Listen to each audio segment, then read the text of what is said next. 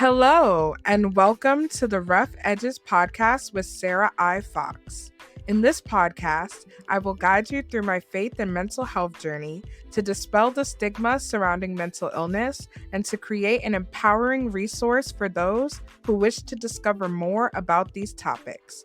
I pray that this podcast will not only bless you, but that it will bring growth and healing to our communities. Hello, everyone, and welcome back to another episode of Rough Edges. I am very excited about today's episode, and it's not only an episode right after the holidays, but it is ushering in the new year, and I get to do this with none other than my awesome sister, Sam Fox. Hi everyone, my name is Sam, obviously, and I am currently a senior at Fordham University. Go Rams! And I'm studying film pertaining with screenwriting, and I'm a very big Sonic fan. Yes, she is like the ultimate Sonic fan, for sure. But yeah, if you guys didn't already read the title, this episode is going to be a movie review for Sonic 3. And Sam and I are going to be giving our initial thoughts, our like journeys into the Sonic fandom, and also like what the movie meant to us. And this review will also contain spoilers. I will give you a heads up as to what section that will be. But yeah, I'm just excited for a very great discussion. Yeah, me too. I'm so like ecstatic because I've been thinking about this like all week. So I'm like ready to dive into like the Sonic lore. So I'm really excited. Yeah, and before we dive into our review, I want to talk about some New Year's goals or things that we're expecting for this year because at the time of this recording, it is the second day in the new year. So I just wanted to talk about what we had planned or different expectations that we had for the year. I'll go first. So I expect more peace and more joy in this year, especially with like everything that I have coming up in my life and with work and friends and just like trying to manage my mental health in a better way. Like I'm just expecting there to be more abundance and blessings, and I'm just hoping for an overall prosperous new year. My goals, I don't really kind of like have any per se. My main goal is to try to focus on like my relationship with God a lot more. I actually started doing read the whole Bible in 1 year Oh, goal right now. It's really fun. I'm getting to learn more about like who God is like through the stories. And another goal I have is just try to branch out more. I'm really introverted and shy sometimes, and I just want to go out and engage with people. So that's my goal. nice, nice. I love all of that. So I want to start off this review with just like a little snapshot or background about how we got into Sonic. I mean, I'll start because I'm more of like a casual fan, but like I got into Sonic because of the video games. I never really watched like all like the animated shows or anything. My knowledge of Sonic strictly comes from the games. I'm talking like Sonic Colors and Mario and Sonic at, the Olympic Games, Olympic Winter Games. So my knowledge of Sonic is very basic. Like he runs and collects rings. Like that's my whole like knowledge about it. But Sam has a more in-depth like induction into the fandom. Yeah, sure. So I kind of started it off when I was watching Sonic X on like 4Kids, or for like in our cable we had Jetix and instead of 4Kids, and so Jetix would play like Sonic X, which is like the anime of Sonic. And basically I started watching that at the age of 4, which is insane to think about, but I was heavily invested into it. And then a few years later, our mom got us Mario and Sonic at the Olympic Winter Games. And then our first official Sonic game was Sonic Colors for the DS. The DS is better. And that's kind of like how I branched off to like Generations, Sonic Unleashed, and like everything after 2012, I was like invested in with all, like every single game. So yeah. Yeah. Well, and we've also seen like the first two movies in this franchise so Yes. far, and I really enjoyed both of them, and I really enjoyed the third one, Oh which, yeah. yeah, is what we're gonna talk about now. So, if Sam, if you could describe the movie in 3 words, just like your best 3 words. If you need a fourth, let me know. But just describe your initial thoughts about the movie, your feelings in 3 words. The first one, breathtaking, reference to Keanu when he said, "You're breathtaking." So, since he plays Shadow, breathtaking. Next one, very theatrical, very star-stelling acting and voice acting. And my last word would probably be chaos control. No, I'm kidding. My last word would be spectacular. Ooh. For sure. Like, perfect. Yes, I love that. Well, those are excellent words. My 3 words would be epic. There was a lot of like epic action scenes Mm-hmm. that happened in this movie, which we will get to. Heartfelt. I feel like Yeah. the core of this movie is so emotional, and just the lessons that and the themes that are explored in the film Yeah. have a very emotional core. So I really appreciated that. And lastly, hilarious. Yeah. Like, I was laughing out loud for most of the jokes in this movie. Like, you can ask Sam. I was just like in tears at some of them. It was great. It was so funny. It had more humor than the other two, which Yeah. surprised me a lot because I didn't think that there was going to be this much humor in it Mm. with all like the emotional and dark subject matter it covers. Yeah. So it was great for me. Yeah, like 10 out of 10. Like, Yes. go watch it. And now I'm going to go into just our general rating before we get into the spoilery section of this review. So, if you could rate it on a scale of 1 to 10, Sam, like 10 being fantastic, perfect film, and 1 being the worst film I've ever seen in my life, like what would you rate it? I would rate it a 10 out of 10. Of course. Maybe because I'm biased. But, like, it was just everything that I've ever imagined as a Sonic fan, and it's just like even watching it like on the big screen, like especially Shadow on the big screen, it's like little kid me would never think to have Shadow like plastered in IMAX and 4DX. Like you're like, what? He can be on the big screen? Like it's just so ethereal, and I love this film a lot. That's awesome. I would give it an 8.5 out of 10. Okay. Only because like there were certain pacing things that I had where I felt like certain moments could have been like stayed on just a little bit more before we cut to the next thing. Like that was something. But overall, I love this film. It was so entertaining and enjoyable to watch. Like I also love the character growth of a lot of the characters, and I love the cinematography. Oh my gosh, the CGI in this movie is unmatched. It like, is unmatched. It was such a wonderful spectacle to see on screen, and some of the scenery in the backgrounds. And you talked about Shadow, bro. His design, his aura. oh my gosh, It's his aura. I loved him in this movie. Like he was amazing. So yeah, I would give it an 8.5 out of 10 for sure. But it was definitely worth the watch, and I recommend giving it 2 viewings because there are definitely going to be some things that you missed the first time in your just initial watching. But I highly, highly recommend this movie. So now we're getting to the spoiler section of our review. So if you haven't seen this movie, I suggest you pause this podcast right here at this timestamp. Yep. Go watch the movie. Yep. And then come back for our spoiler discussion. But if you've already seen the movie, and I'm assuming most of you have if you're listening to this, but if you've already seen the movie, feel free to listen on. But this is your last warning in 5, 4, 3, 2, 1.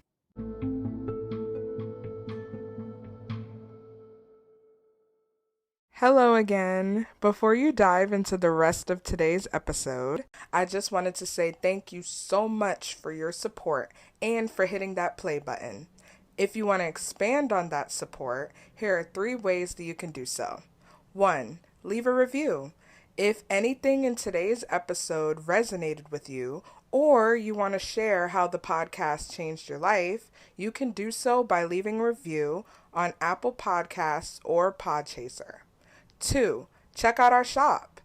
The Rough Edges shop is a faith-based, women of color owned online shop where you can get a variety of products from tote bags, journals, t-shirts, crew necks, and more. 20% of the proceeds go to a mental health organization. So check it out at roughedgespodcast.com/shop. 3. Connect on social media. Rough Edges is on a variety of social media platforms, including Instagram, Facebook, TikTok, and more. If you want to connect outside of listening to the podcast episodes, you can do so on those platforms. If you have any more questions or want more information on the ways that I've just discussed, you can check out the episode description or stay to the end for more information. Now, enjoy your episode.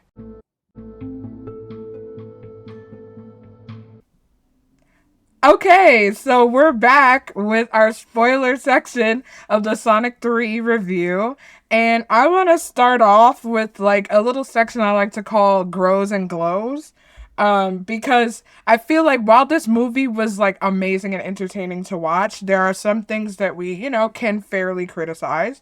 So, Sam, what is like one thing that you would like to improve from the movie? So a grow. And what is something that was like amazing in the movie that you feel elevated it to being awesome? So a glow. Okay, so there's a lot of glows and groves. It's hard to pick one, but I think my grow, I'll start off with the bad first. Not like it's anything like too majorly bad, but one of them is definitely the inaccurate lore of Shadow's backstory. As a Sonic fan, Sonic Adventure 2, one of my favorites. The movie doesn't really tackle Maria's illness, and a lot of people who are probably listening to this episode right now probably are not even dedicated diehard Sonic fans like me, and would go into this movie thinking, oh yeah, like they're just, siblings, palsy wowsies, which is true, but the fact that Maria's illness wasn't mentioned and the fact that Gerald wasn't the one that, created Shadow kind of put me in an off mood. The movie said that he came from a meteor, and I'm kind of pissed off about that because basically in the game lore, Gerald Robotnik, he created Shadow to be the ultimate life form to heal Maria's illness. And I think if they put that into the movie, it would have more of an emotional depth to it than, I mean, not to say it didn't. It did, totally did.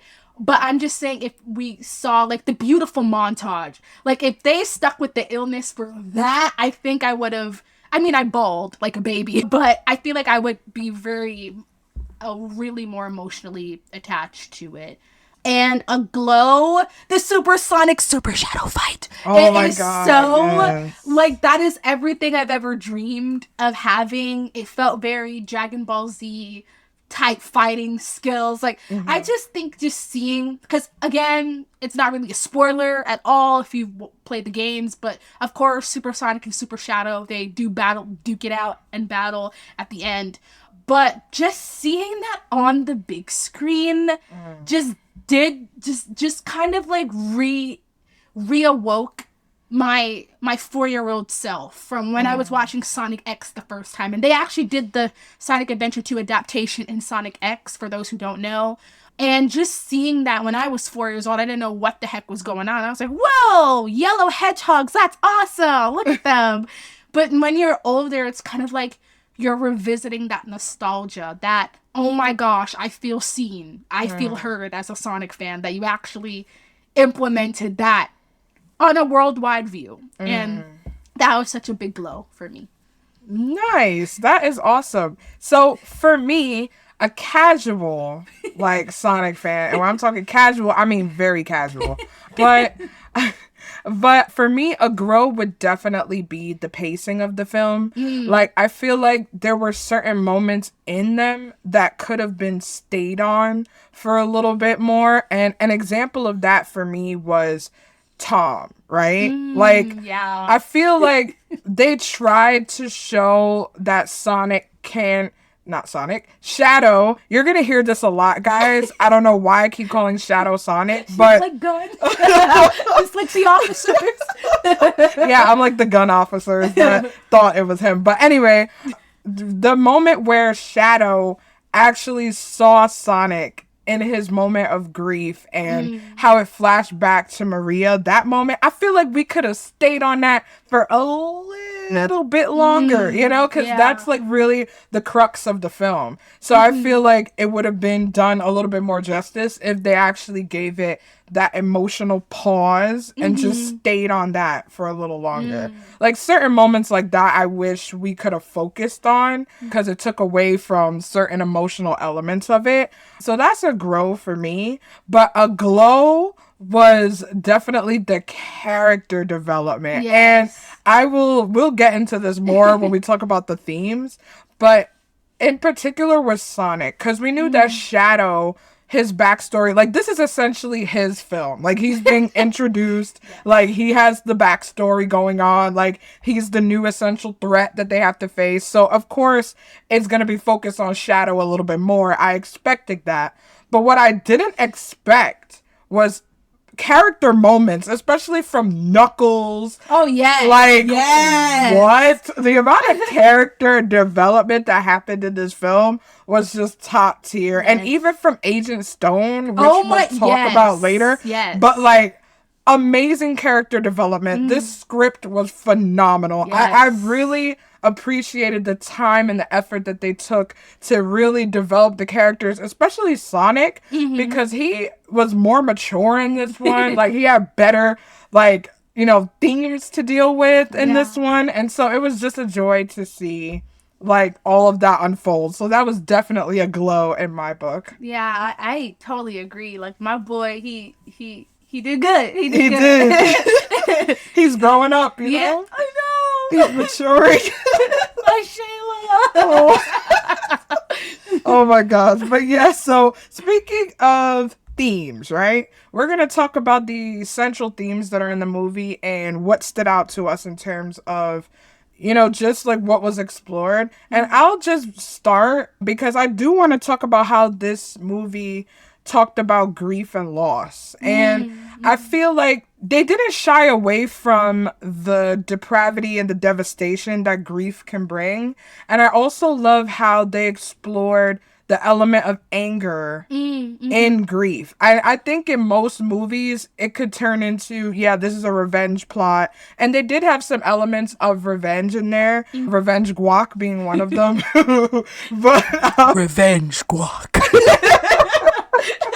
oh my gosh. But yeah.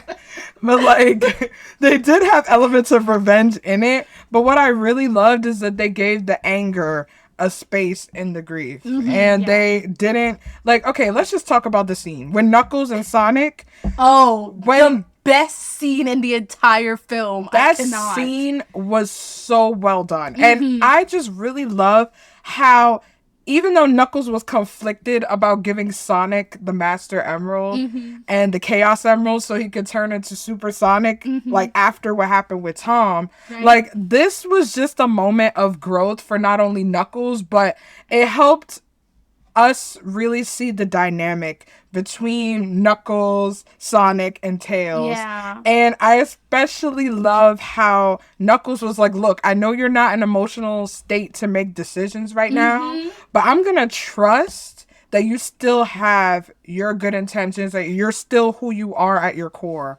And that really touched me because it shows that your pain and your trauma shouldn't define who you are as a person, but that you could still be who you are inside, deal with these emotions and these traumatic experiences, and still realize that there is a space to feel these emotions and really continue to be who you are. So I Yes. loved all of that. Like that Yeah. made the movie for me. Yeah, that scene, like, even though a lot of people talk about the whole ending scene with, like, live and learn, but every time someone asks me my favorite scene, I would say the argument between Sonic and Knuckles, because it's like, not even, like, even if you've seen the films, you know how Sonic and Knuckles, like, their relationship came to be, where Knuckles was going with Nick and, you know, turning away from Sonic, and then he realized, oh, this is betrayal. And then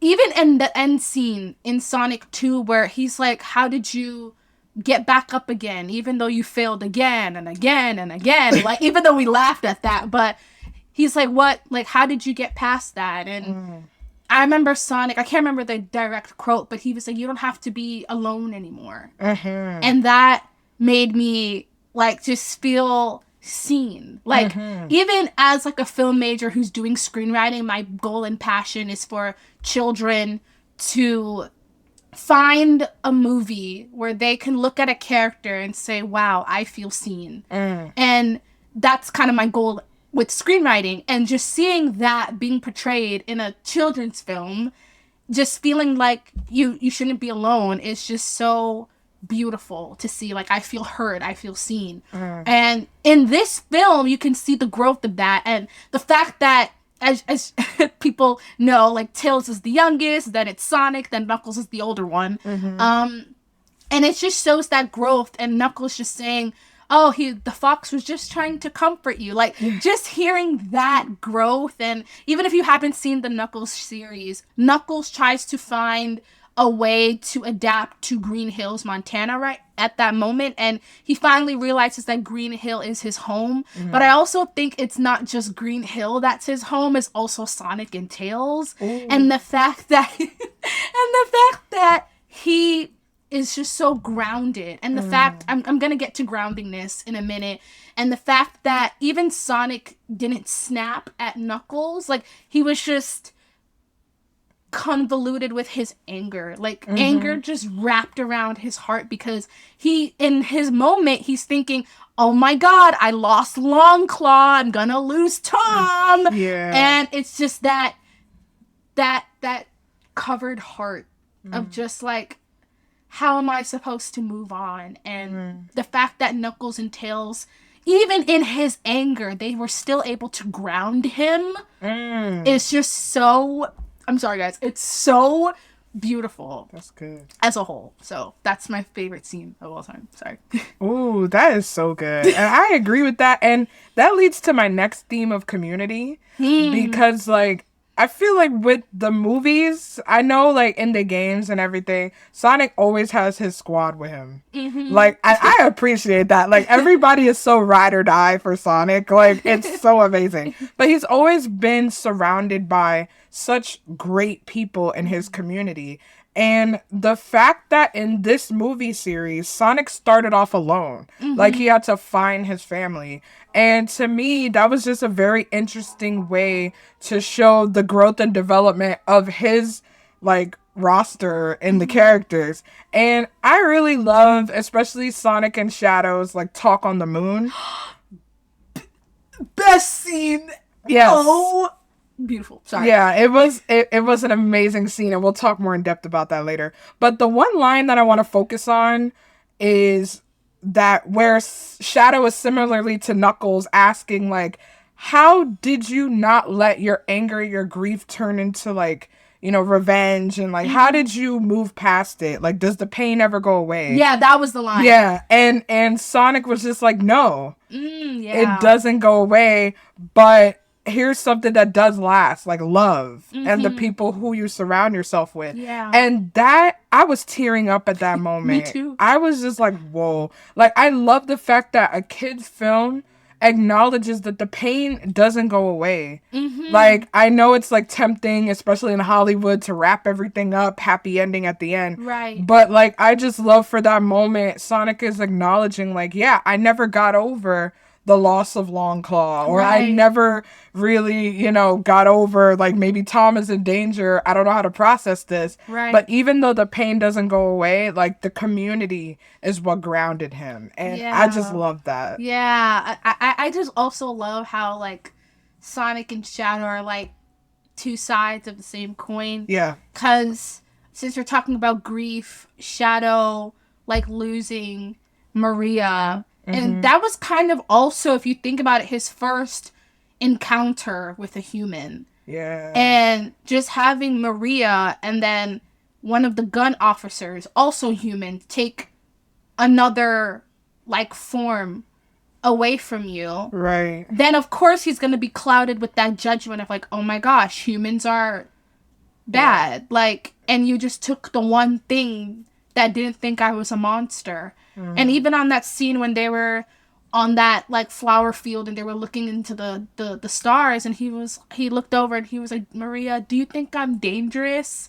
Mm. And the fact that that was his first initial question, like Mm. automatically he thinks that the way that, and he even says it, the way that they look at me, the way that they, do these operations on me, it's like they're afraid of me. Like, is there something wrong with me? Mm. And the fact that Maria tells him, no, you can be whatever you want to be. Like, you Mm. should know yourself. And the fact that Sonic as well had to deal with that as well. Like, even when he lost Longclaw, he still had to, like, find himself. Mm-hmm. And even when he has Tom and Maddie and like Sonic, I mean, and Tails and Knuckles, even though like Sonic has them, he still has to like find himself. And I really like the that scene so much. And it's just dealing with grief. It's just so beautiful. And one of my favorite lines in the entire movie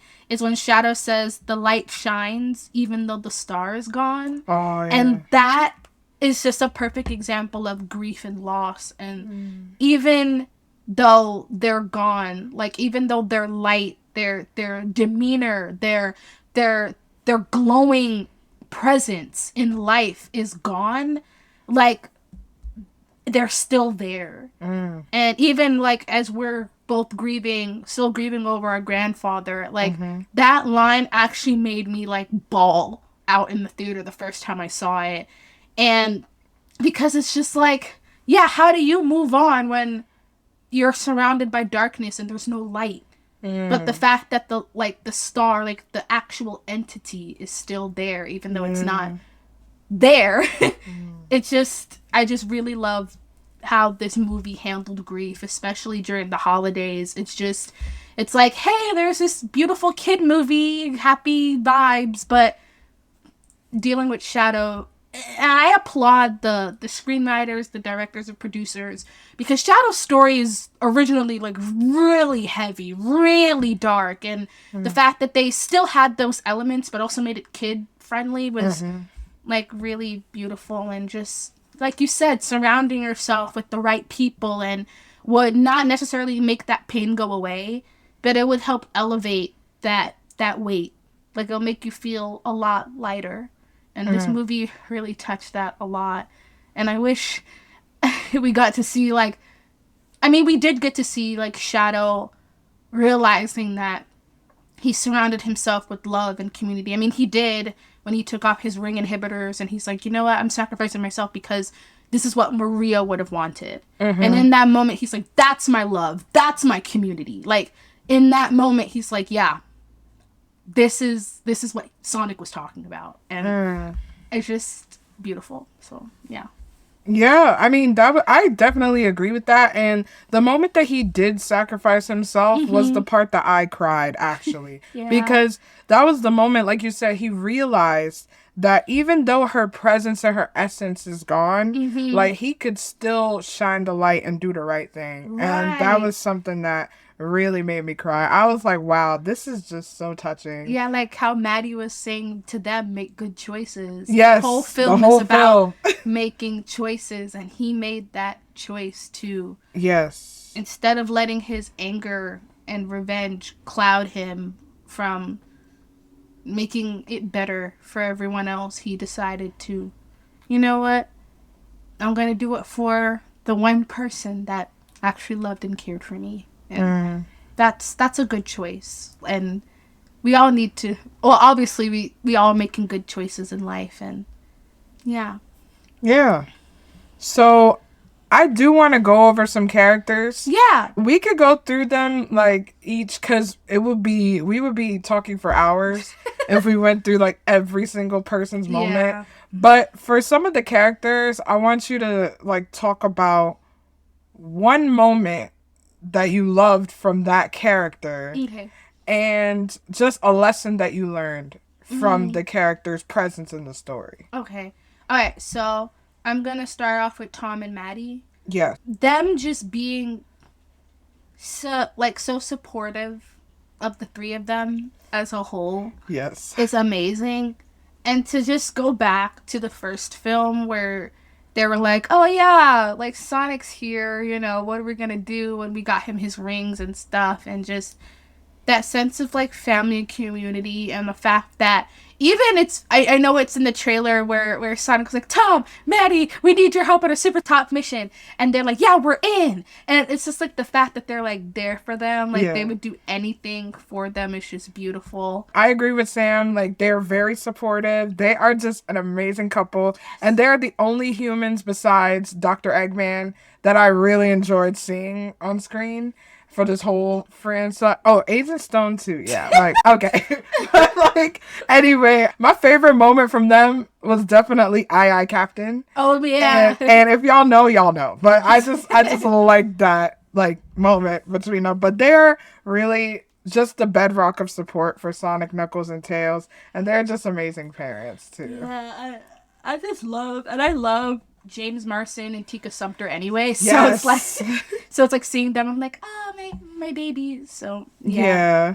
Yeah. All right. Now speaking of Tails. Okay, so we're gonna talk about Tails now. I just love how he's just the glue that literally sticks Team Sonic together, and Yes. that's why he's my baby, my little boy. And I also like the scene when they were going back to the headquarters, and Stone was talking to Tails, and he's like, "Oh, like."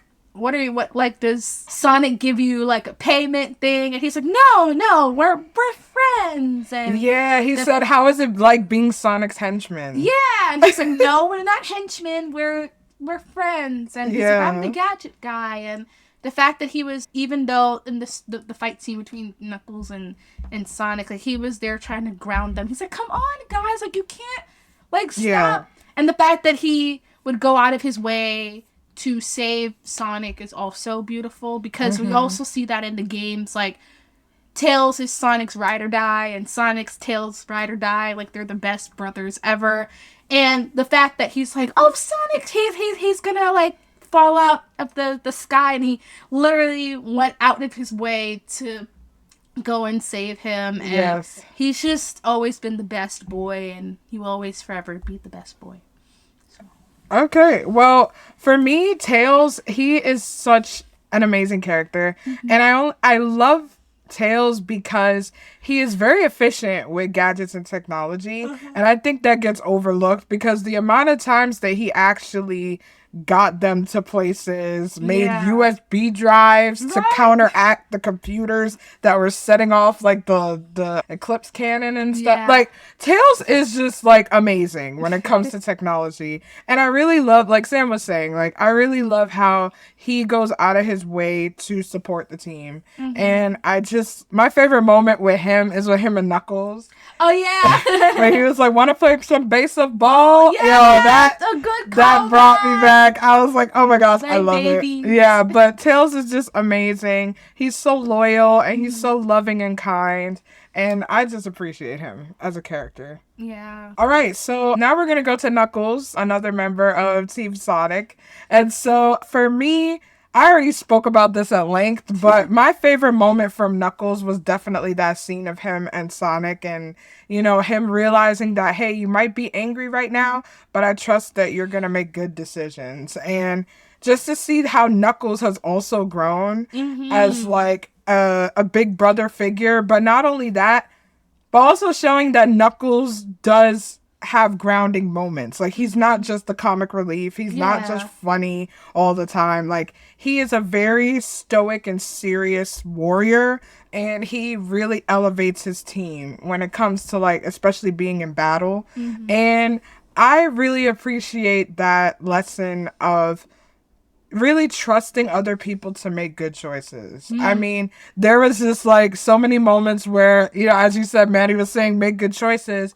But I really think that Knuckles shows that you could trust other people, Mm-hmm. especially if they're in your community. Like, you could trust them to make good choices. And I think that's what that scene showed. So, yeah, I love that from Knuckles. Yeah, I just love Knuckles as a whole. He's my boy. I mean, everybody's my child, but I just when you talked about the scene, one of them that really stood out to me the most, like it's just the fact that when Sonic was blaring up his power and he was like, "I'm not asking again, or I'm not asking twice, Knuckles. Where is it?"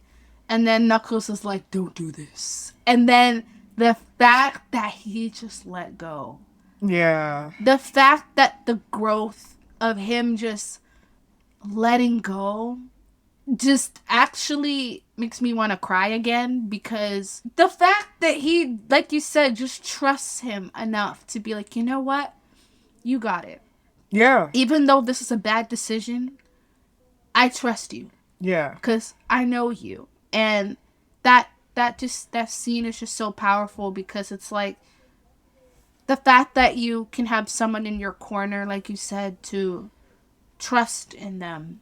Like you said, how in the movie where he said, you're not, even though you're not in the right headspace, like even though we made an oath on this, like I still trust you. And that's such a powerful moment that Knuckles had, especially from the start of the second film to now.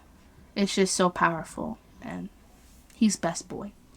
Yeah, I agree. So I'm gonna go over these three characters at once. So Dr. Eggman, Gerald Robotnik, and Agent Stone. Because Mm-hmm. like they were like goated villains. And also I love Jim Carrey. Like I loved him in the last two movies, but Mm-hmm. this movie he brought it to 11 and the Mm-hmm. movie was improved because of that. Like I saved this for its own separate section because Jim Carrey really brought life to not only Dr. Eggman but to Gerald Robotnik, and he brought the emotional depth to Gerald, and he also brought the you know, the hilarious antics between the two of them. And my favorite moment from them was okay, I have two favorite moments from them.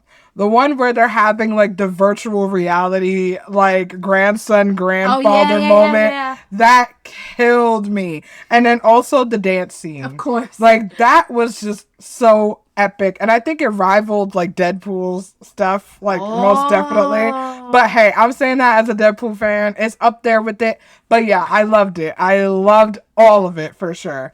And I'm also gonna go to Agent Stone. Mm, Like his arc also, he is just such a loyal friend. And right. even though like Eggman didn't see him as a friend until the very, very end, like he still was loyal to him. He still had his best interest at heart. I mean, there's like a lot of, homoerotic undertones with that, but it was such a good relationship to look at through the entire franchise. And I just like appreciated that even though Dr. Eggman pushed him away, Agent Stone was still there for him. And it was just an amazing relationship to watch. Yeah, I agree. Going back to Dr. Eggman for a minute, I again, like you said, Jim Carrey's the goat. He's amazing, and it was just nice to see that, like Gerald being there and him getting him new suits, and like Dr. Eggman going crazy, like yee. It was Oh, so yeah. funny. Of course, the dance scene, nothing can top that ever. It's just so good. And I read on an article that Jim Carrey actually wanted that song for Oh that my scene. god, he's So goaded. he's great. I'm glad they gave him that wish. And I just love, I just really like the characters a lot. I wish we got to see more of Gerald's like evil side, because I feel like towards like the last few minutes of the movie, he was just like, yeah, we're just using the Eclipse Clan to destroy the entire world. And it's just like, that didn't get Wow. a lot of, Yeah, yeah, it that like didn't came get out a of lot nowhere. of, recognition as it needed. And I wish we had more of like a little like villainy out of him. Hmm. But it's also weird because, he's supposed to be, dead in the games, but it's cool that they brought him back, but that's a whole nother thing. Also, the Ivo, you're no Maria, bruh, Oh that yeah, that was that weird. That was hurts, hurtful. and it kind of just shows you that even the people that you love so much close to you, they can kind of damage your heart too, and Yeah. I'm glad they showed that in a kids film too. Yeah. Agent Stone, my beloved, the best, the goat. Like, I just love Stone so much because, like you said, even though he's loyal, he's just, always trying to find the bright side in things. Like, he even was like, Doctor, like, I don't think you should do this. Or, like, he always had Ivo's best interest at heart. And even he was so nice to Shadow, too, Yes. He's like, come, Shadow, let's go make guac. And he's like, revenge Revenge guac. guac. Oh, so good. Like, it's peak. It's peak, I fear. But I just love Agent Stone, and I hope we get to see him in the fourth film. Yeah. Yeah, no, I agree. And like speaking of Shadow, let's go over like Shadow and Sonic because I feel Yeah. like you can't do one without Not the the other. other, obviously. So for me, from Shadow, this movie made me appreciate his character more Mm-hmm. because again, I'm a casual Sonic fan. Like I knew of Shadow, but I didn't know like the essence and the depth of his backstory. So I really appreciated how they showed his complexity and also the reason why he's considered a quote unquote villain, in this particular movie. And I also love that Shadow was able to come to terms with his grief, but also realize that he needs to move forward, but Mm-hmm. also really hold space for those emotions that he felt about Maria and Mm-hmm. really channel it in a positive way. And I feel like he learned that by the end. And yeah, I was so happy to see in the very last end credit scene that he's still around because Woohoo! I was crying like a baby because I thought he wasn't gonna come back again. But silly me, these movies they resurrect people. So, but yeah, I love Shadow. He was a standout. His aura is incredible. Like he Yeah. is such a baddie, and also he's just amazing in every which way. And for my boy Sonic, I really like Sonic. Like, so his character arc, like I mentioned, like he was just learning how to come into his own as a leader Mm-hmm. and somebody who is looking out for others and learning how to stay constant and true to himself in the face of trauma and grief. And I think that's something that is very dynamic for him to actually come to terms with. Mm-hmm. And I just love that even by the end when he's like fighting with Shadow and Shadow was like, oh, like what, I'm right here, like take the shot, like Right. and like Sonic is like, that's not me Yeah. and it never will be me, so I'm not gonna do this. And I know who I am, even though I'm angry, even though I want revenge because you like almost killed Tom and he's fighting for his life right now. And even that line where Shadow's like, oh yeah, you abandoned your family. And he's like, oh yeah, and oh, what's his name? Tom? Yo, I was like, Voted. oh my God. That was so voted. but but yeah, like I really loved like the growth of Sonic and I can't wait to see where he goes from here for sure. Yeah. Okay. These two are my favorite of all Sonic characters. So, like, buckle up. So, Shadow. You're amazing. I, my son. His character was so, like, well done in this film. And just, I just really relate to Shadow a lot. And he's just the best. And I love his aura a lot. Like, just the beginning scene, like, on Prison Island. I knew they were going to start off with a bang, and they did. And I'm so happy that they did. And he's the fact that he, of course, I knew about Shadow's backstory for a while. And so it was nice how he just deals with his problems, and people don't consider him, I know a lot of people who did know about him considers him as like an edgy person or like quote unquote an edgelord, but he's not just edgy, he just has a very like stone colded heart because of what happened to him. And one day I'm sure he'll learn to deal with his grief and trauma. And Sonic, of course, he's my baby. I would die for him. I just love his character growth a lot because he learns how to become better, and just the character development, like you said, that he has. He really just came a long way from being alone and to now having people in his corner. My favorite part, of course, is them on the moon because they both came a long way. And how you said, my favorite thing is when Sonic tells Shadow no, like it never goes away. And that's such a beautiful line. And I can't wait to see more of like Sonic and Shadow, hopefully in like the fourth film. And it's just really nice. And the little game references, I love it so much. Just every reference in this film has been a great. So, yeah.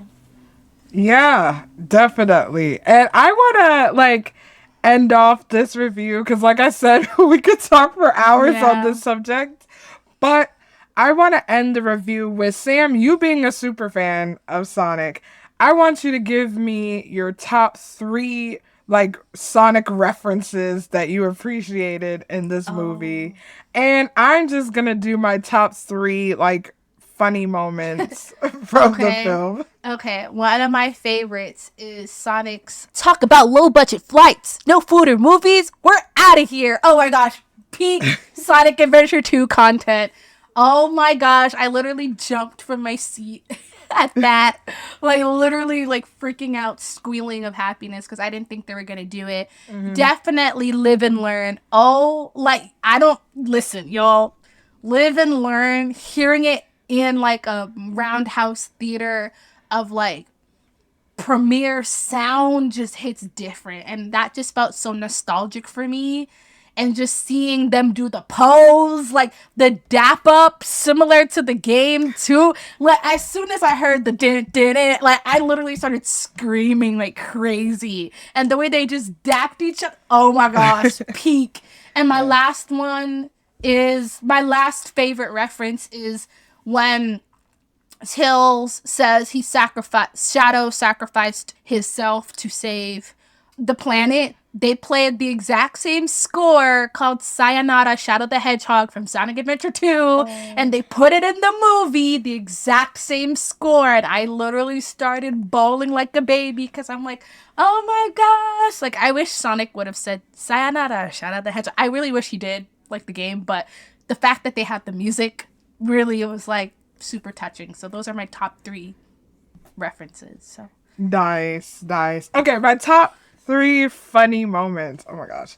Okay, definitely when Gerald and Dr. Eggman met for the first oh time. my gosh, yeah. And they were like, oh, it's as if we're like two different characters being played by one person, the same actor. That killed me. That was awesome. My second favorite, like, funny moment was Ozzy and how he's like, yeah, you guys are stealing my humans, and like, I want love too. Like, I just almost forgot about him. So, like, that was hilarious. And my top moment, oh my gosh, the top funny moment. Oh my gosh, oh my gosh, oh my gosh. There were so many. Okay, it has to be Revenge Guac, though. Yes. Because yes. I did not. Okay. I have a tie for top. And they're both Shadow moments. But when he was watching the telenovela. Oh my gosh. And yeah. he said Gabriella should kill them both. She's like, not a prize to be won. Yeah. I love that. Was amazing. So, yeah, those are my top Both of them came from Shadow. I mean, oh my gosh, amazing. But yeah, this was overall a great film.